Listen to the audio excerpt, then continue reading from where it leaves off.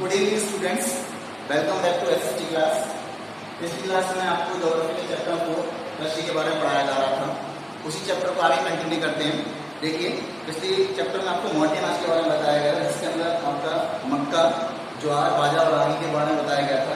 आगे देखते हैं मक्का। ठीक है, मक्का देखिए, मक्का ये एक ऐसी फसल है जो खाद्यान्न व चारा दोनों रूप में प्रयोग होती है। ये खरीफ फसल है, यानी कि मक्का एक ऐसी फसल है जिसको हम खाद्यान्न के रूप में, चारे के रूप में, दोनों रूप में इसका इस्तेमाल कर सकते हैं। ठीक है, ये देखिए, ये गेहूं के क्षेत्र हैं। देखिए, ठीक है, चलिए आगे देखते हैं। ठीक है, मक्का की खेती के लिए 21 डिग्री सेल्सियस से 27 डिग्री सेल्सियस तापमान, 21 डिग्री सेल्सियस से 27 डिग्री सेल्सियस तापमान होना चाहिए। ठीक है, और जलोढ़ मिट्टी, जलोढ़ मिट्टी की आवश्यकता होती है। ठीक है, बिहार जैसे कुछ राज्यों की बात करें तो मक्का रबी की ऋतु में उगाई जाती है।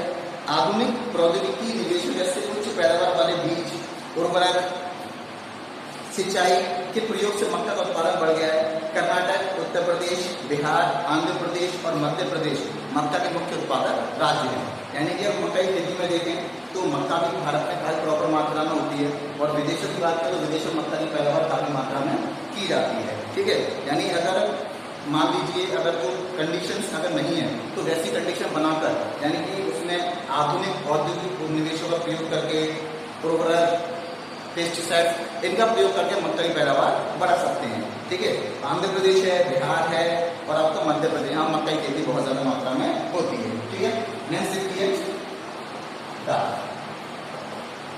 ठीक है, दाल, अगर हम दालों के बारे में बात करें तो भारत विश्व में दालों का सबसे बड़ा उत्पादक है। ठीक है, यानी सबसे ज्यादा उत्पादन दालों का होता है भारत के अंदर। ठीक है, शाकाहारी खाने की बात करें, यानी एक तो सबसे बड़ा उत्पादक भी भारत है और सबसे बड़ा उपभोक्ता भी है। यानी भारत में दाल सबसे ज्यादा उगाई भी जाती है और सबसे ज्यादा खाई भी जाती है। शाकाहारी खाने में अगर दाल की बात करें तो शाकाहारी खाने में सबसे ज्यादा प्रोटीन जो प्राप्त होता है वो प्राप्त होता है किससे? दाल से। ठीक है, तुर, अरहर, उड़द, मूंग, मसूर, चना भारत की मुख्य दलहनी फसलें हैं। ठीक है, दालों को कम नमी की आवश्यकता होती है और इन्हें शुष्क परिस्थितियों में उगाया जा सकता है। फलीदार फसलें होने के नाते अरहर को छोड़कर अन्य सभी दालें वायु से नाइट्रोजन लेकर भूमि की उर्वरता बनाए रखती हैं। अतः इन फसलों को आमतौर पर अन्य फसलों के आवर्तन में बोया जाता है। यानी कि जो अलग फसलें होती है, जेकर फसलें होती है, उनके साथ दालों की खेती भी की जाती है। यानी अरहर को छोड़कर दालों को बाकी कृषि के साथ बोया उगाया जा सकता है, क्योंकि इससे क्या होता है कि दालों की खेती करने से जो मिट्टी में उर्वरतापन होता है वो उससे बचा रहता है। ठीक है, यानी इससे वो लगातार बनता रहता है, जिससे कि मिट्टी का उपजाऊपन खत्म नहीं होता। इसलिए इसको आवर्तन काल मतलब होता है दूसरी फसलों के साथ। ठीक है, मध्य प्रदेश, उत्तर प्रदेश, राजस्थान, महाराष्ट्र और कर्नाटक दाल के मुख्य उत्पादक राज्य हैं। ठीक है, अब देखते हैं खाद्य फसलें। खाद्य फसलें, ठीक है, देखिए अभी तक तो आपको मतलब जो खाद्य फसलें देखते हैं, अन्य खाद्य फसलें। ठीक है, इसका जैसे पहली है इसके अंदर गन्ना। ठीक है, गन्ना एक उष्ण और उपोष्ण कटिबंधीय फसल है। यह फसल 21 डिग्री सेल्सियस से 27 डिग्री सेल्सियस तापमान, और यानी कि तापमान इसके अंदर है 21 से 27 डिग्री सेल्सियस। ठीक है, और 75 से 100 सेंटीमीटर वर्षा। ठीक है, और की आवश्यकता होती है। कम वर्षा वाले प्रदेशों में सिंचाई की आवश्यकता होती है, यानी कि जहाँ पर ऐसा तो यह गन्ने की खेती के लिए पानी की बहुत ज़्यादा आवश्यकता होती है, लेकिन जिन क्षेत्रों में अगर बारिश नहीं होती है, ठीक है, तो वहाँ पर सिंचाई की सुविधाओं के द्वारा मतलब जो गन्ने की फसल है उसको उगाया जाता है। ठीक है, इसको बहुत सारी मिट्टियों में उगाया जा सकता है, लेकिन इसकी खेती के लिए, यानी गन्ने की खेती के लिए जो हार्ड वर्क है, ठीक है, यानी बुआई से लेकर कटाई तक बहुत ज्यादा परिश्रम करना पड़ता है, इसकी देखभाल करनी पड़ती है, काफी शारीरिक श्रम की आवश्यकता पड़ती है। ठीक है, यानी अगर हम गन्ने के उत्पादन में देखें तो भारत का ब्राजील के बाद दूसरा स्थान है। ठीक है, दूसरा स्थान भारत का दूसरा स्थान, पहले नंबर पर है ब्राजील। ठीक है, यानी गन्ने के उत्पादन में पहले नंबर पर ब्राजील और दूसरे नंबर पर आपका भारत। ठीक है, ये चीनी, गुड़, खांडसारी और शीरा बनाने के काम आता है। यानी गुड़ है, चीनी है, खांडसारी है और उससे बनने वाले जो प्रोडक्ट है, ठीक है, उनमें गन्ने का प्रयोग किया जाता है। गन्ने का सबसे ज्यादा जो पैदावार होती है उत्तर प्रदेश के अंदर, महाराष्ट्र, कर्नाटक, तमिलनाडु, आंध्र प्रदेश, तेलंगाना, बिहार, पंजाब, हरियाणा, ये गन्ने के मुख्य उत्पादक राज्य हैं। लेकिन सबसे ज्यादा गन्ना जो उत्पाद होता है, गन्ने का उत्पादन सबसे ज्यादा होता है, वो होता है कहाँ पर? उत्तर प्रदेश के अंदर। ठीक है, देखिए आगे देखते हैं।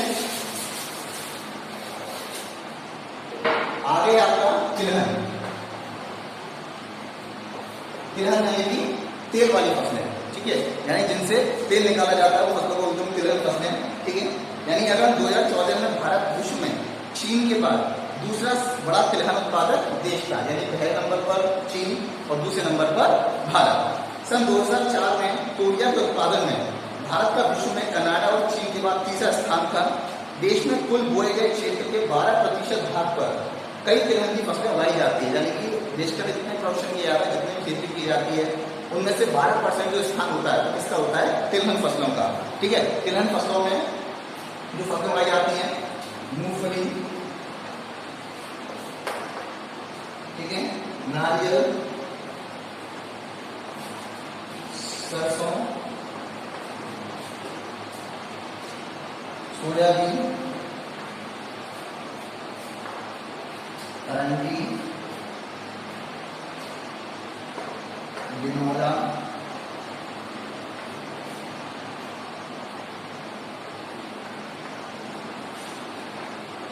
सूरजमुखी, ठीक है, और अलसी। ठीक है, ये वो फसलें हैं जो तिलहन फसलों के अंतर्गत आती हैं। ठीक है, इनमें से जो बहुत सारी जो फसलें हैं वो खाद्य फसलें हैं। ठीक है, यानी खाने के रूप में इसका इस्तेमाल किया जाता है। ठीक है, और जबकि कुछ तेल ऐसे हैं जिसका इस्तेमाल किया जाता है साबुन बनाने में, श्रृंगार का साधन बनाने में, उपटन बनाने में, इन सब में इसका प्रयोग किया जाता है। यानी कि जो मूंगफली फसलें, जो तिलहन वाली फसलें हैं, उनमें से सारी फसलों के नाम आपको दिए हुए हैं। इनमें से बहुत सारी फसलें ऐसी हैं जो जिनका इस्तेमाल खाद्य रूप में किया जाता है और कुछ ऐसी हैं जिनका इस्तेमाल उपटन बनाने में, साबुन बनाने में, श्रृंगार का साबुन बनाने में इनके अंदर इसका इस्तेमाल किया जाता है। ठीक है, मूंगफली सबसे मेन फसल है इसके अंदर, मूंगफली। ठीक है, मूंगफली एक खरीफ की फसल है। देश में कुल तिलहनों के कुल उत्पादन का आधा भाग इसी फसल से प्राप्त होगा। यानी कि सबसे ज्यादा भारत में जो खेती की जाती है वो मूंगफली खेती की जाती है। ठीक है, मूंगफली खेती की जाती है। गुजरात, राजस्थान, तमिलनाडु, महाराष्ट्र, ये मूंगफली के मुख्य उत्पादक राज्य हैं। अलसी और सरसों ये रबी की फसलें हैं। तिल उत्तरी भारत में खरीफ की फसल है और दक्षिणी भारत में रबी की। अरंडी खरीफ और रबी दोनों ही फसल ऋतुओं में बोया जाता है। यानी कि जहां मतलब कोई फसल किसी जगह भी हम कर सकते हैं, लेकिन उसके लिए उसकी कंडीशन होना जरूरी है।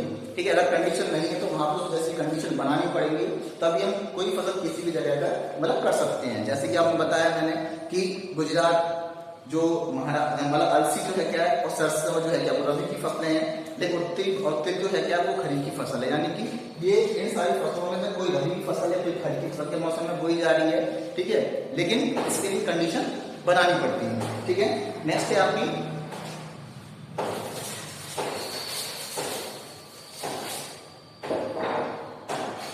देखिए चाय।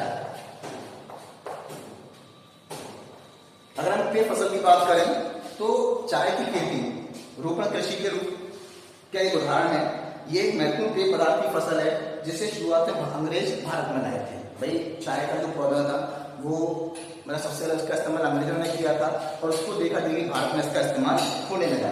चाय का पौधा, ठीक है, चाय का पौधा एक उपोष्ण कटिबंधीय जलवायु, हुमस और जीवांश युक्त गहरी मिट्टी तथा सुगम जल विकास वाले ढलवां क्षेत्रों में भली भांति उगाई जाती है। यानी चावल की खेती उन क्षेत्रों में की जाती है जहाँ पर ढलवां क्षेत्र होते हैं और बड़े बड़े बागान होते हैं, क्योंकि चाय की खेती एक एकल फसल होती है जिसके लिए बहुत बड़े आकार का फील्ड होना जरूरी होता है। ठीक है, चाय का इस्तेमाल आज भारतीय लोग बहुत ज्यादा करते हैं, लेकिन इसकी शुरुआत करने वाले अंग्रेज थे। ठीक है, चाय की झाड़ियों को उगाने के लिए वर्ष भर उष्ण, नम और पाला रहित जलवायु की आवश्यकता होती है। ठीक है, वर्ष भर समान रूप से होने वाली वर्षा, यानी कि जो वर्षा वर्ष भर समान रूप से होती है, यानी बौछारें जो होती हैं वो इसके कृषि के लिए बहुत ज्यादा आवश्यक होती है। ठीक है, जिसकी कोमल पत्तियों के लिए, यानी वर्षा धीरे धीरे होती है और कंटिन्यूस होती रहती है, तो उसकी पत्तियों के लिए अच्छी होती है। ठीक है, चाय एक श्रम सघन उद्योग है, इसके लिए प्रचुर मात्रा में सस्ता और कुशल श्रम आवश्यक होता है।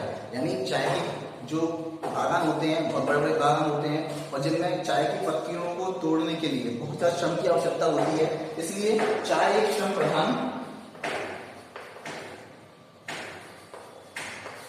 फसल है।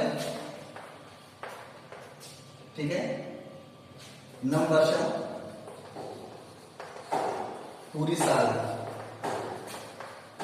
इसके लिए आवश्यकता होती है। ठीक है, चाय के मुख्य 5 क्षेत्रों की बात करें तो असम, पश्चिम बंगाल में दार्जिलिंग। देखिए, चाय की जो खेती होती है वो आपकी होती है दार्जिलिंग, पश्चिम बंगाल, ठीक है, तमिलनाडु,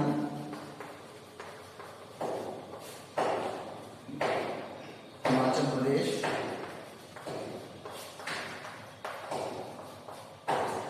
ठीक है, इन क्षेत्रों में चाय की खेती बहुत बड़ी मात्रा में की जाती है। ठीक है, सन 2014 में भारत विश्व में चीन के बाद दूसरा सबसे चाय उत्पादक देश था, यानी पहले नंबर पर चीन और दूसरे नंबर पर आता है आपका भारत। ठीक है, एक पेपर का नाम और देखते हैं, इसका नाम है कॉफी। कॉफी का बहुत व्यापक मात्रा भारत में इस्तेमाल किया जाता है। ठीक है, कॉफी को देखते हैं, सन 2014 में भारत ने विश्व की लगभग 3.5% कॉफी का उत्पादन किया। भारतीय कॉफी अपनी गुणवत्ता के लिए विश्व विख्यात है, यानी भारतीय कॉफी बहुत प्रसिद्ध है। ठीक है, क्योंकि हमारे देश में जो कॉफी उत्पादित की जाती है वो है अरेबिका किस्म की, अरेबिका किस्म की, अरेबिका किस्म की कॉफी हमारे पाई जाती है। ठीक है, जो आरंभ में कहां से लाई गई थी? यमन से।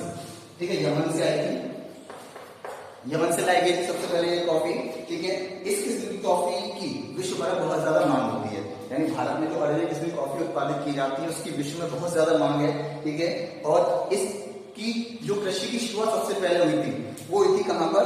बाबा बुदन की पहाड़ियां, जो पहाड़ियों से हुई थी, बाबा बुदन की पहाड़ियां, बाबा बुदन की पहाड़ियां से इसकी शुरुआत हुई थी। ठीक है, और ये जो बाबा बुदन का क्षेत्र जो है क्या पूरा, वो तमिलनाडु है, आपका कर्नाटक है, जो कि नीलगिरी क्षेत्र के अंदर आता है, वहां पर क्षेत्र पर फैली हुई है। ठीक है, इसके अलावा केरल है, तमिलनाडु है, ये सारे क्षेत्र भी इसी नीलगिरी क्षेत्र के अंदर आते हैं। यहाँ पर बहुत बड़ी मात्रा में कॉफी की खेती की जाती है। ठीक है, देखिए आज के लिए इतना ही काफी है, नेक्स्ट वीडियो में इसके आगे पढ़ाएंगे। ठीक है, इससे संबंधित जितना पढ़ा है उसके अंदर आपको क्वेश्चन आंसर दिए जा रहे हैं, आपको वो सॉल्व करने हैं। Okay, thank you.